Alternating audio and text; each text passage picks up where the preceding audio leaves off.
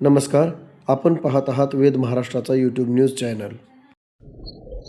अकलूज तालुका माळशिरस जिल्हा सोलापूर या शहरासह या भागातील 25 गावांसाठी परिरक्षण भूमापक कार्यालय अकलूज शहरात अस्तित्वात आहे. मात्र अलीकडे अनेक महिने हे कार्यालय सातत्याने बंद अवस्थेत दिसून येते. या ठिकाणी कर्तव्यावर असणारे कर्मचारी शिनगारे साहेब हे वेळेवर या ठिकाणी येत नाहीत. त्यांना फोन केला असता ते सांगतात की मला आज या ठिकाणी मोजणीला पाठवलेलं आहे. याबाबत अधिक विचारणा केली असता कार्यालयात कर्मचारीच कमी असल्याचे सांगण्यात येते. मग अकलूज सारख्या निमशहरी भागात तसेच या विभागातील 25 गावांसाठी या ठिकाणी एकच कर्मचारी का ठेवलेला आहे? उपअधीक्षक मडके साहेब यांनी या गोष्टीचा गांभीर्यपूर्वक विचार करून अकलूज शहरातील कार्यालय सातत्याने चालू ठेवण्याची भूमिका ठेवावी.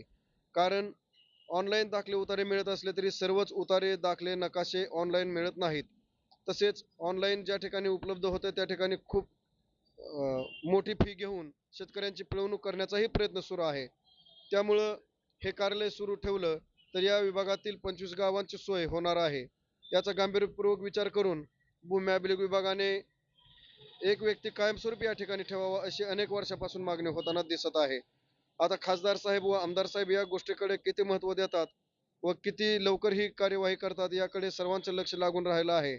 मात्र भूमी अभिलेख कार्यालयाशी निगडीत या परिरक्षण कार्यालयातील कर्मचाऱ्यांनी कामचुकारपणा न करता कर्तव्यावर वेळेवर राहणं महत्त्वाचं आहे. नमस्कार.